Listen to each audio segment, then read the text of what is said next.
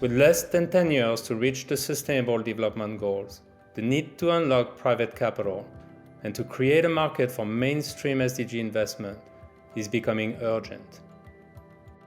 In September, CFOs in the UN Global Compact CFO Taskforce made an initial commitment to invest $500 billion towards the SDGs. This collective commitment reflects the multiple benefits of investing in the SDGs, and the number is expecting to grow substantially as more CFOs join the initiative and set targets on implementation of the CFO principles. Task Force CFOs in various industry sectors have found compelling reasons to invest in the SDGs, from business opportunities to risk management. What does the sustainability agenda does for a corporation? One side, in my view, is that it prevents it from operating it negatively. So in a way, is controlling and reducing the risk of mishaps. And this is at the basis of good governance. On the other side, in parallel to that, it is setting it up to operate with the logic and objectives that make it successful through a long-term investments in all the key capitals that the corporation has and leverages: financial capital, human capital, technological capital, and resources capital. And by bringing them all together, it makes the magic of generating the broader and largest value for all the stakeholders.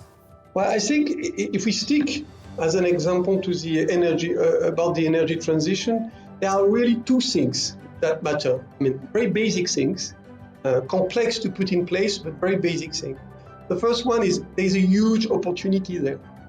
The need for renewable finance grows about 15 to 20% a year, and we're talking here about hundreds of billions. And of course, the need for energy infrastructure will continue to grow as investment, public and private investment in energy transition grow. But there is another side of the equation, which is the risk management. Investors do understand and increasingly are aware of the risk associated with sticking to sectors which will become more and more obsolete, which will face reputation risk, which will face more difficulty to access to liquidity because banks would be reluctant to lend to them and facing some liquidity risk. So there is a whole topic about potential stranded assets that is emerging within the investor community. So it's on both sides that investors are becoming aware of the equation.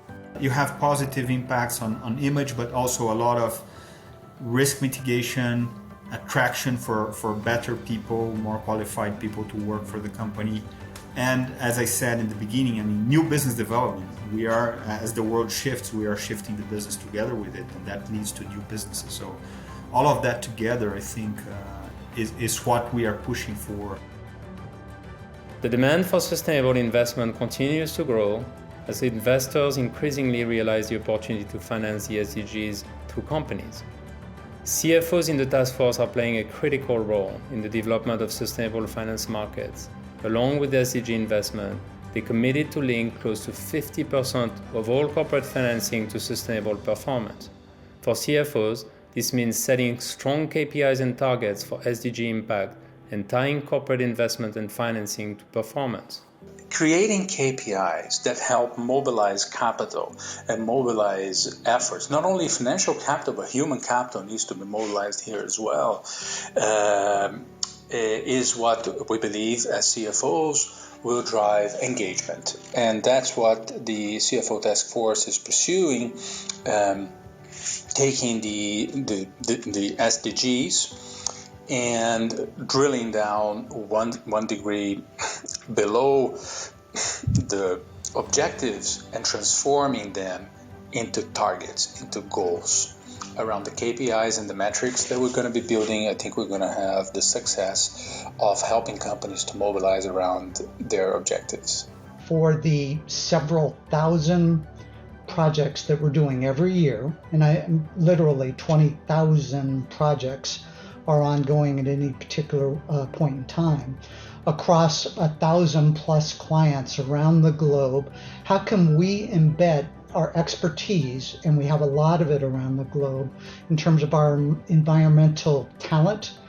How do we embed into every single project that we're doing an ability to drive some level of a play on whether it's equality or whether it's sustainability and environmental? And we have the ability to do that with our people. So it becomes much more of a cultural transformation. In 2022, we are scaling our efforts to create a global CFO initiative for the SDGs and setting out to recruit hundreds of UN Global Compact companies to adopt similar strategies and commitment.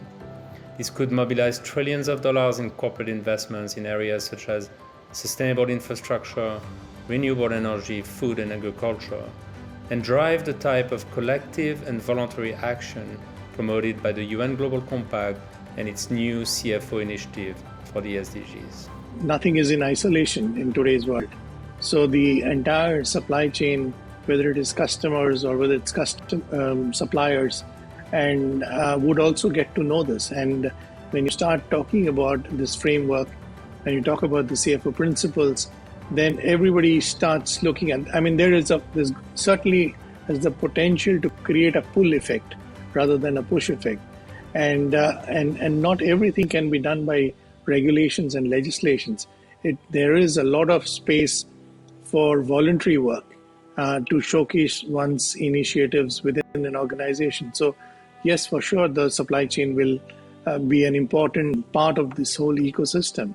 So every company which is adopting the SDG framework has the opportunity to bring in together collaboratively the supply chain partners and collaborators, and even, if I may say, competitors, to be on the same page, because it's for a common cause.